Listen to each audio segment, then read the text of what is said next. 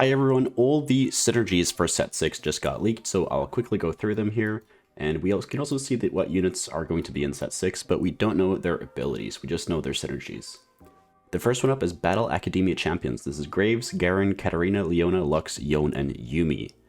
And so when another Battle Academia unit uses an ability, the bonus AD and spell power is increased. So this looks like a very basic ability, is very much like the Spellweaver trait in set 5 and set 5.5, only that now you get both AD and spell power. So I'm assuming that all of these units will scale with both AP and AD, which is nice. So the next one up is Bio Enhanced Units, and this is Singed, Twitch, Lysandra, Warwick, Zac, Dr. Mundo, Urgot, and Victor. When Bio Enhanced units drop below 60% HP, they get 25% damage reduction, 50% attack speed, and 4% health regeneration per second. This reminds me a lot of the Olaf passive from set 5. Whenever the lower HP is, the more healing and attack speed he has. So it seems like a very similar trait here, where they become tankier, they get more attack speed, and they start regenerating health. We can see this is a 3-5-7 trait, and it lasts for 4, 8, and 15 seconds, depending on how many you have in. 4 seconds seems like almost nothing, so it seems pretty worthless, but 8 seconds and 15 seconds seems like a long time. So the next one up is Hextech, and this is Camille, Zillion, Oriana, and Jin. And it says that all allies get additional attack speed and additional bonus attack speed based on number of Hex upgrades equipped. So we don't really know about the Hex upgrades yet. This is supposed to be the new set mechanic, so I actually have no idea like how strong this is or what exactly it does, or how many Hex upgrade we get per game. So it'll be interesting to see, but it looks like these are going to be scaled pretty well with attack speed. Next one up is Enforcers, and we have Caitlyn, Vi, Fiora, and Jace in this category. Enforcers banish an enemy champion for 4 seconds into the start of battle, removing them from the field for the duration. So this looks like a free supper, which is interesting because you can control who to put it on. As if you only have 2 in, it removes the max HP enemy, which is usually going to be the strongest tank. And if you have 4 of them in, then it's the highest damage enemy champion from the previous round. So a carry is going to, so if you have 2 in, you're going to sepper their main tank, 4 in, you're going to sepper their main carry. And looks like it's going to be a guarantee. So this looks pretty damn strong, although it is only 4 seconds, but that's still 1 second less than a sepper. So the next one up is Imperials. We have Swain, Talon, Samira, and Scion. At the beginning of each battle, the Imperial unit who dealt the most damage the previous round is selected as the Conqueror.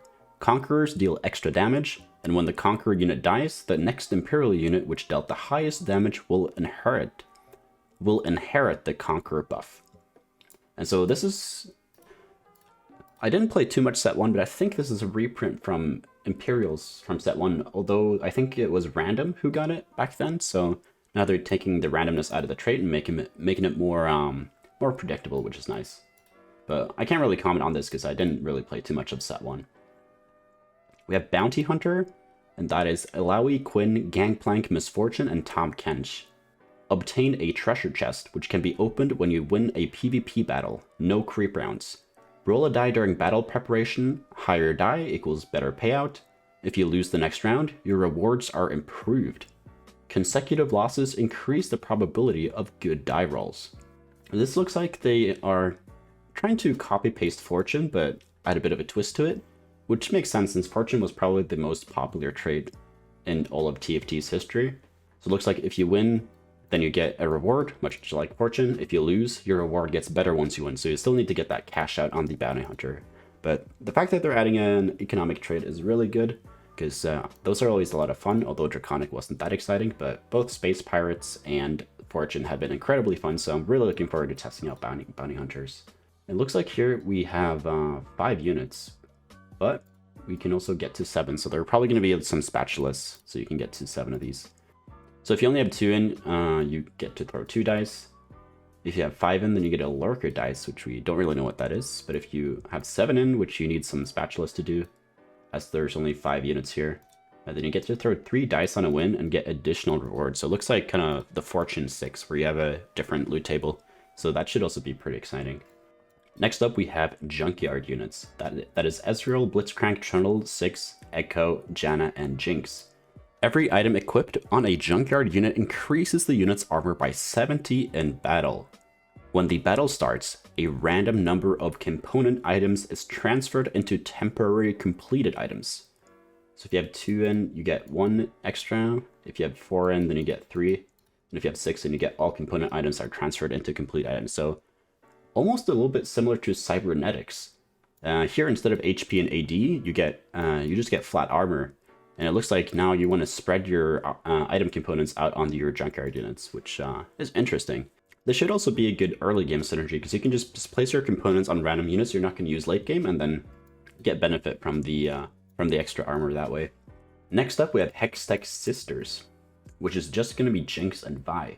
The Hextech Sisters fight in unity. Vi's ability range is increased to 2 hexes, and Jinx gets 50 attack speed for 3 seconds on every takedown or assist.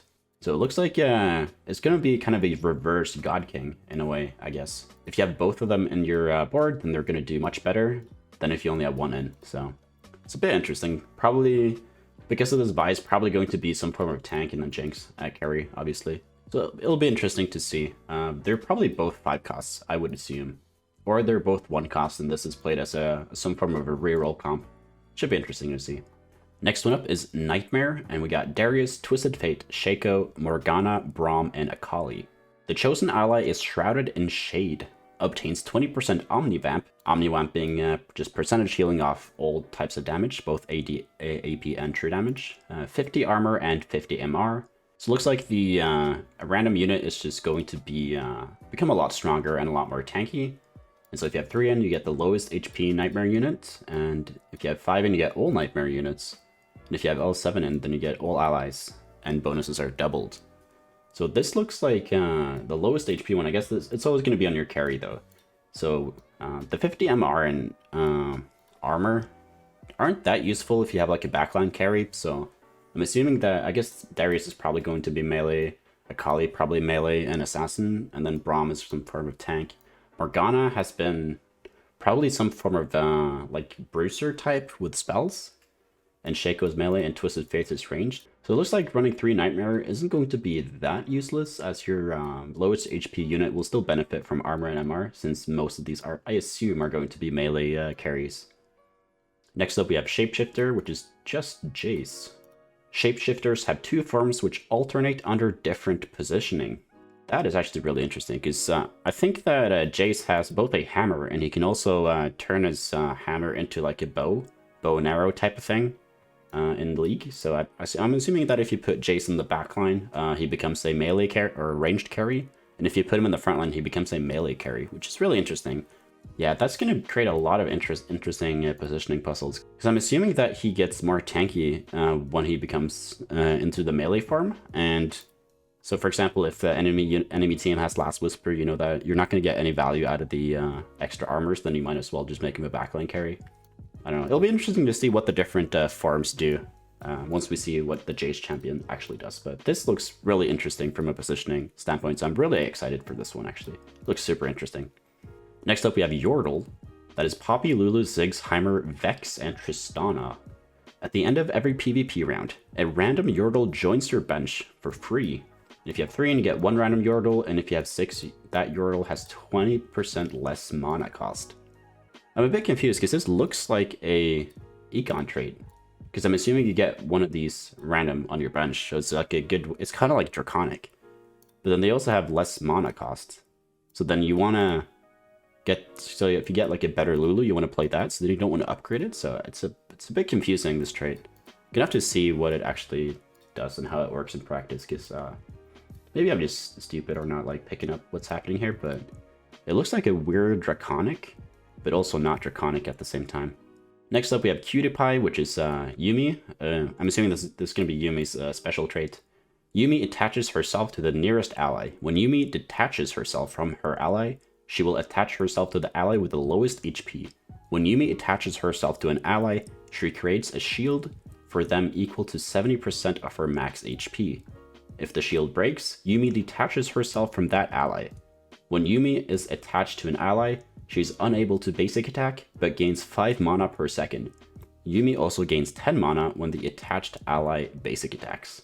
So we don't know what Yumi's spell is going to be, but we know that she's going to work very similarly to Yumi from set 4, where she kind of like dashes from unit to unit to heal them both.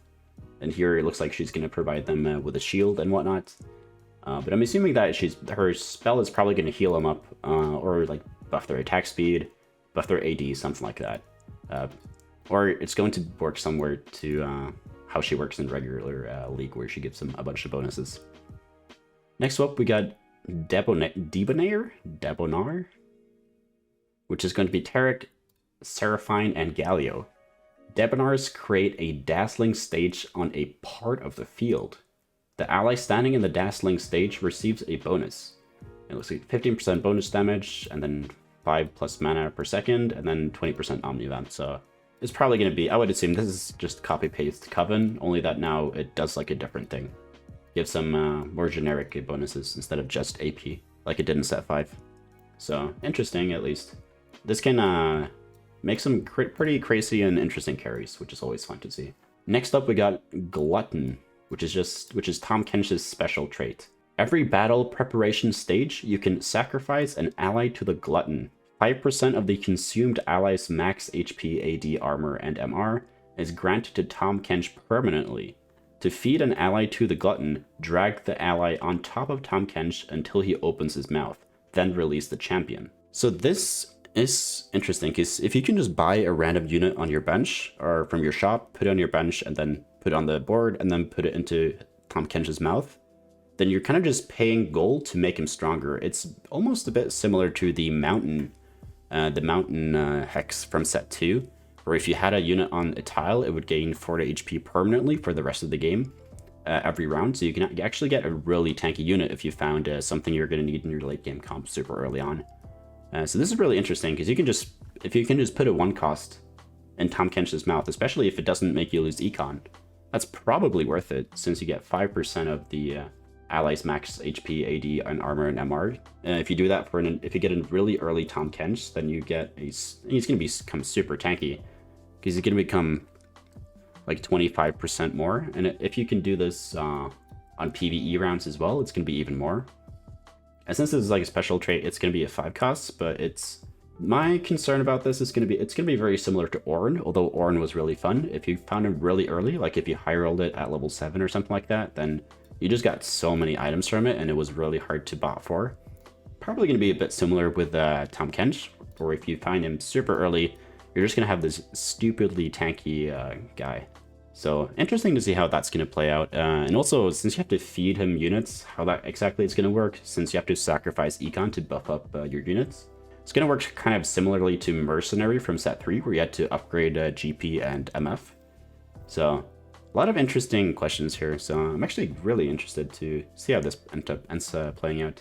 Then the last origin before we move on to classes is Void. We got Kassadin, Kog'Maw, Cho'Gath, Malzahar, Dr. Mundo, and Kai'Sa. When an ally dies, Void champions get additional AD and spell power. And so if you have 3 and you get 12, and if you have 5 and then you get 24 bonus. Looks pretty basic, just more damage, which is nice. The fact that Void is not true damage anymore is nice to see, because true damage is pretty annoying to deal with. Alright, moving on to classes. We have Lysandra, Swain, Twisted Fate, Siggs, Malzahar, Vex, Lux, and Victor, which are Sorcerers. Looks like Sorcerers increase spell power of all allies. So, pretty much Sorcerer from set 3. Yeah, it looks like it's a 2, 3, 4, 5 synergy, which is really nice. If there's one thing we learned from set 5 was that 2, 3, 4 Mystic is really nice, makes the game a lot more flexible. So this is super nice for flexible players. And so you get 20% more, if you put another you get 40, and then 30 for all allies. And then additional 60, so it looks like this trait mainly benefits Sorcerers, but it also benefits the rest of the allies, so it's almost like a mix of Dusk and Sorcerer from set 3, and Dusk from set 4, so Dusk was loved by a lot of people, so I assume that it's probably going to be a bit similar to Dusk. It's just the lines here are a bit confusing. Next up are Protectors, and we got Kassadin, Garen, Blitzcrank, Morgana, and Scion. And when a Protector casts a spell, they obtain a shield proportionate to their max HP. This shield lasts for 4 seconds and can't stack. So that's Protector from set 3 and 3.5. Protectors were a ton of fun to play, so I'm actually super excited for this. And this is probably going to work like in set 3s. If you put like Warmogs on a unit, their shield is going to become bigger. So slamming Warmogs when you're playing Protectors is always nice. But this was a super fun trait to play with, so I'm really excited to see this return. Next up we got Assassins, big shocker there. Twitch, LeBlanc, Katarina, Shaco, Talon, Echo, and Akali. Assassins jump behind the furthest enemy unit at the start of battle. Ooh, so they changed it to they just jump across. Jump behind the farthest enemy unit at the start of battle.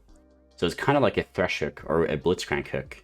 And Assassins get additional crit chance and crit damage, and all their spells can crit. And yeah, they get more damage. You know how Assassins work. But yeah, so it looks like they changed the positioning a little bit, so that'll be interesting to see, because Assassins have kind of worked the exact same way now for almost 2 years, so nice to see that they're trying to change it up a little bit. Next up, we got Duelists. We got Camille, Trundle, Quinn, Warwick, Samira, Mordekaiser, Fiora, Yone, and Callista. Or Kaisa, sorry. 1, 2, 3, 4, 5, 6, 7, 8, 9 Duelists.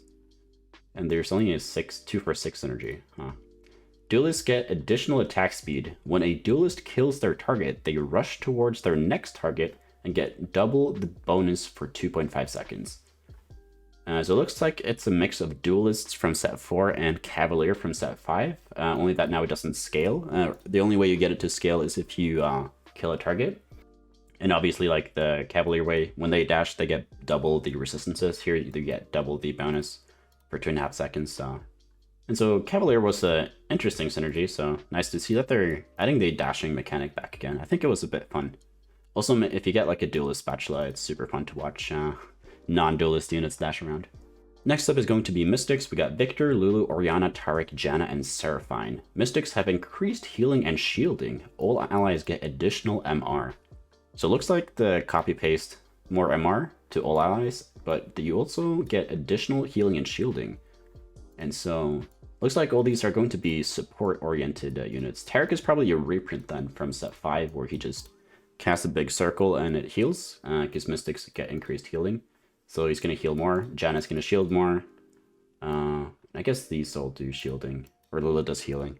So next up, we got Scholars. We have Lysandra, Heimerdinger, Zyra, Rice, Janna, and Yumi. And basic attacks from Scholars deal magic damage. All allies get additional mana every 2 seconds. So this is the special trait from Janna. Janna was a legendary unit in set 3.5, and it converted everybody's basic attacks to AD, or AP, or from AD to AP, sorry. And so it looks like you're going to be able to do this here. You can tech in Scholars, and they're going to deal bar AP, so you also get more mana, so it's a bit of a mix of that, and also a mix of Renewers, only that you don't need to be max HP to get the extra mana regeneration. Next up, we got Snipers. We got Caitlyn, Kog'Maw, Sivir, Tristana, and Jhin. Snipers deal additional damage based on the number of hexes between their target and them. And yeah, this is a reprint from set 3. This synergy was a ton of fun, so super excited to see this back. There's nothing more satisfying than getting a max range shot from these snipers and it just instantly killing the enemy carries. Super fun trait. If you didn't play set 3, you should be excited for this. We got Gunslingers. That's going to be Graves, Kog'Maw, Gangplank, Urgot, and Jinx. Gunslingers have a chance to attack twice with every basic attack. Very RNG-based trait. Isn't this just Blade Masters, though? Because they also had a specific chance to attack 3 times or something. And so, yeah, these numbers are probably going to be tweaked for balance reasons, but I can already tell that this might be a little bit annoying. It's like a reverse dodge chance. Like, you're going to lose a lot of fights because they just happen to double attack multiple times in a row. So I can already tell that this trait is probably going to be very annoying. Then we have Creators. We got Ezreal, Singed, Zillion, Heimerdinger, and Jace. Creators create a mechanical beast to join them in battle. And so it can either be a mechanical bug, mechanical bear, or a mechanical dragon. So this is their big minion synergy that they have in every single set. In set 3 they had the mech, in set 4 they had Galio, and in set 5 they had the Abomination. So yeah, it looks like the more you have in, the stronger it becomes. So pretty much just a reprint of Galio, I think, since you can scale it up. Next up we got Brawlers. All allies get additional max HP, and Brawlers gain double the bonus. This is interesting. Adding a new twist to it, so you're going to get some super healthy units. So we got Warwick, Alawi, Trundle, Vi, Cho'Gath, Zac, Mundo, and Tahm Kench. And so no Nunu this time around, so This would be extremely toxic if you had Nunu in the game, because he would just have way too much HP, but 150 doesn't seem like much. I guess it's 300 for the Brawlers, so this is a really interesting synergy, especially if Giant Slayer is in the game. Then Giant Slayer is going to be seeing a lot of value against Brawler teams. Next up, we got Vanguards. We got Darius, Poppy, Blitzcrank, Pantheon, Leona, Braum, and Galio. Vanguards gain additional armor. When the battle starts, Vanguards taunt surrounding enemies briefly. This is just standard Vanguard from set 4, but now you're actually going to taunt surrounding enemies. So I'm assuming it's going to work like the ZZ taunt. And so this way you can place your melee carry in the front row without having to worry about it getting CC'd or anything like that. So that's nice. It just depends on how large the surrounding enemies are, or how what they mean exactly by surrounding enemies, how long that range is going to be to see how strong it is. But I'm assuming that that might get touched on with the balance phase. And obviously just the standard armor. Vanguards being, or some form of increase somebody's armor, is a pretty standard trait that we see in every single set. And the last trait is Titans. Titans have increased size. They are considered as 2 units for the purpose of deployment. And it's a 1-2 piece synergy with Cho'Gath, Cyan, and Galio. And if you have 1, Titans have CC immunity. And if you have 2 of them in, they get 30% damage reduction. So we see that this is another tanky trait. But they are also considered as 2 units for the purpose of deployment. Not really sure what this means. Pretty interesting, but yeah. So I just finished editing this video, and somebody uploaded this Google Docs document that I will link in the description, and they have all the costs of all the different units. Same information though, only that now we know the cost of each unit. So I'll link this in the description as well. That was all of the synergies. If we see here, this is where it was from. Some Chinese website leaked it, and then somebody translated it. And if you want to read this all for yourself, or read like the comments here, then I'll link this in the description. And thank you for the person who translated this. Shout out to you. So thank you so much for watching. Join the Discord if you haven't already. We're going to be playing in-houses once set 6 drops on PBE, and that's very closely now. It's only a couple of days away. So I'll leave a link to this in the description as well. So thank you so much for watching, and I'll see you in the next video.